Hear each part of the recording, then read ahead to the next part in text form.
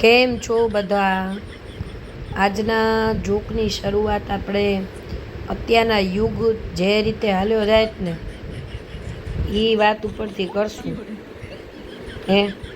પહેલાંના જમાનામાં આપણા મા બાપ આપણને કહેતા, આપણે આપણા છોકરાઓને કંઈ કે હાડા મેં તો તારા માટે થઈને આખી આખી રાત ઉજાગરો કર્યો છે.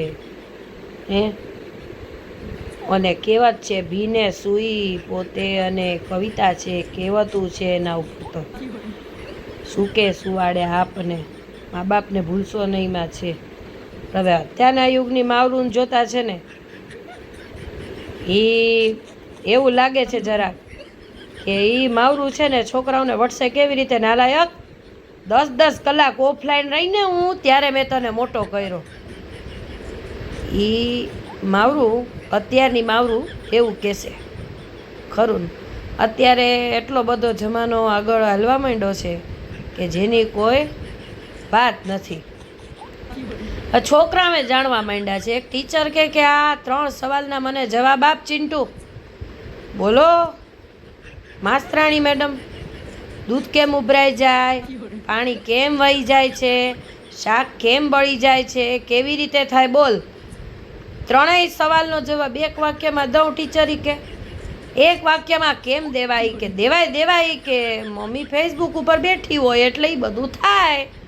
હવે છોકરાવે અત્યારના જાણી ગયા છે એટલે અત્યારે આપણે કંઈ વાત કરીએ કે 10 વર્ષ પછી, આમ તો એ કંઈ સવાલ જ નથી આવવાનો કે 10 વર્ષ પછી કે 20 વર્ષ પછી ભવિષ્યના છોકરાઓ જે અત્યારની માવરું બધી છે એના છોકરાઓને કેવી રીતે વઢશે એ માવરું બધી.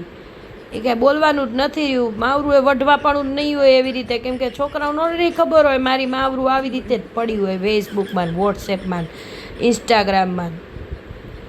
હવે આ તો બધી છે ને એવી બધી આમ ટૂંકા વાળવાળી, ટૂંકા કપડાવાળી માવરુંની વાત થઈ. પણ હવે આવા જમાનાની અંદર અમુક એવી ડોબા જેવી બૈરી છે, ડોબા જેવી જ કહેવાય, ભણેલ ગણેલ અભણ.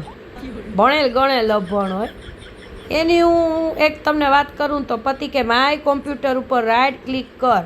ફોનની અંદર પતિ એને સમજાવતો હતો, એને કોમ્પ્યુટરમાંથી કંઈક ડેટા જોતો હતો.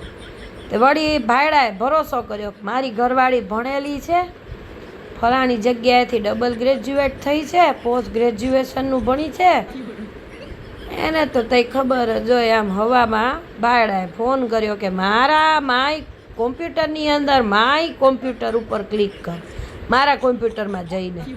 પત્ની કે કર્યું, હવે શું કરવાનું? એટલે કે ફોલ્ડર ખુલ્યું. પત્ની કે હા ખુલ્યું. હવે ઉપર જોજો અહીં શું દેખાય છે કે. એટલે પત્નીએ છત ઉપર જોયું, પંખો કે. પતિ કે લટકી જા હાડી અભણ કે. એટલે અત્યારે એવું છે કે ભણેલ ગણેલ અભણ છે બૈરી પુરુષો. હવે કોની વિશે કેવું એ તો ખબર નથી આમાં. હવે કેમ કે એનું કારણ છે કે ખબર તો બધી પડતી હોય પણ નકામ કરવાની વાતું હોય.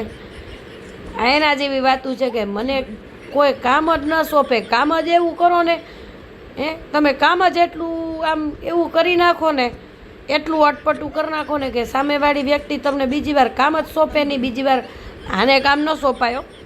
એટલે આ ભાઈની ઘરવાળી જરા કી ટાઈપની હશે, ભણેલ ગણેલ અભણ. હવે અત્યારના છોકરાઓ જે છે ને, છોકરાઓને બધાને એવા સ્માર્ટ થઈ ગયા છે ને, તો ચિંટુએ છે ને ચિંટીને પૂછ્યું. ચિંટુ નામના ભાઈ હતા, એની ચિંટી નામની દીકરી. કયો ફોન જોઈ છે? બોલ હાલ બેટા હું તને લાવી દઉં. એટલે ચિંટી બહુ ઉત્સાહ બાકી સફરજનમાં પપ્પા કે બટકું ભરેલ હોય ને કે એવો ફોન જોઈ મારે. એનો બાપે ખેપાડ્યો બાકી, એનો બાપ હતો. એટલે કે ગાંડી એવા એઠા ફોન ન લેવાય કે.